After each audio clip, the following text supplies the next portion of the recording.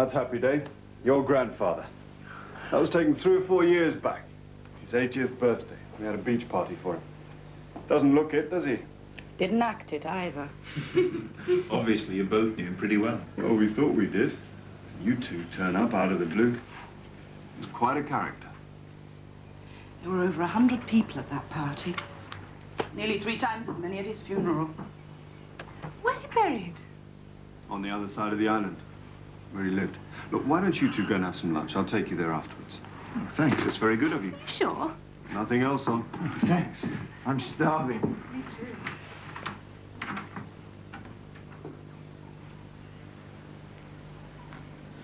They're lovely. Best put them there, I expect. She was his... the woman he lived with. We never knew him, of course. He walked out on our grandmother when they'd only been married about 4 years. Left her with a baby girl to bring up on her own. Your mother? As far as I know, he never even wrote to her. Not once. Well, we were both sure he must have died ages ago. Then last month was this letter from the solicitors in London telling us that he'd only recently passed away. Out here. And that he'd left us something in his will, as his only surviving relatives.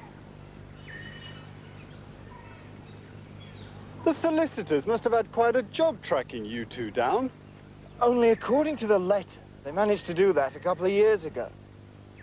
Grandfather's lawyer, Mr. Etienne, arranged it. Do you know him? Yes, I know. What's funny? The idea of Happy Day having a lawyer.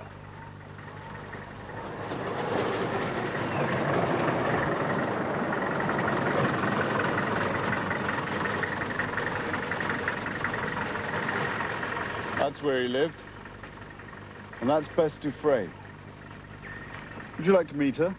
She could tell you a lot more about your grandfather than anyone else on the island could. Yes, I'm sure she could. It might be a bit embarrassing, though. For her or for you? Both. I think it would take a lot more than that to embarrass Beth. Did they have any children? Oh, Bess has got 2 sons and 3 daughters. I don't know how many of those are Happy's. I don't think he did either. I wouldn't have worried him. That's the way things are around here. Sort of relaxed.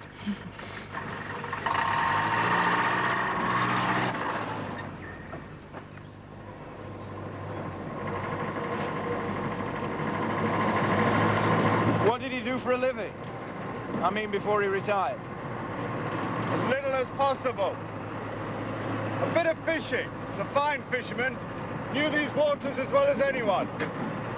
Apart from that, he did the odd job now and then. And a lot of sitting and thinking. How did he manage to survive without regular work? Well, it's not difficult out here. A lot of fish in the sea, fruit in the trees, and he had a lot of friends. Who he could sponge off, you mean? I don't think any of us saw it that way. We just enjoyed his company. And as far as he was concerned, well, he wasn't called Happy for nothing.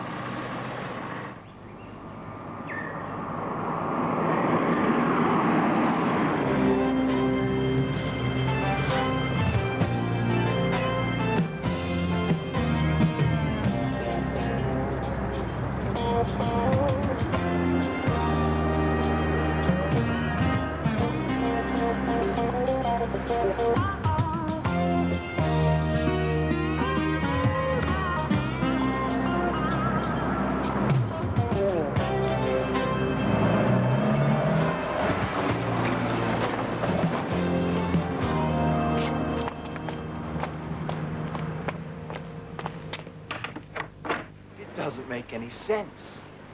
If that's how he lived, how come he was able to pay for Carol and me to fly out? Happy paid for the tickets? Yes. Grandfather left the money for them with Mr. Etienne soon after he learned we existed. And finding us. He must have paid for that too, and that can't have been cheap. No, you're right.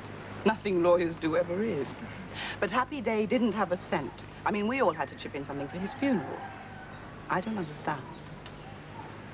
Well, we're seeing Mr. Etienne tomorrow. Maybe we'll find out more then.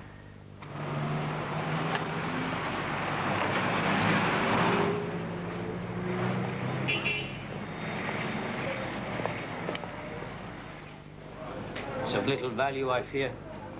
Where did you get it from? Oh, a woman who is sadly much in need of the money.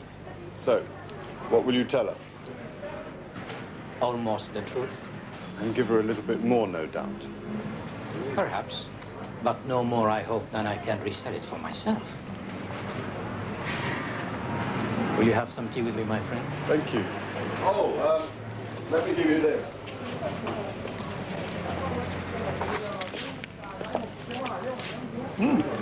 Thank you. You're going to have to wait a while for the next installment, I'm afraid. I'm not getting any more work from Armand Pilet. I know that you will repay the loan as and when you can. And with this arrangement, I am content. Is it true, sir? Yep. He's a man who's a stranger to contentment, I fear. His soul too restless, his ambition too big. Never mind. Tell me something.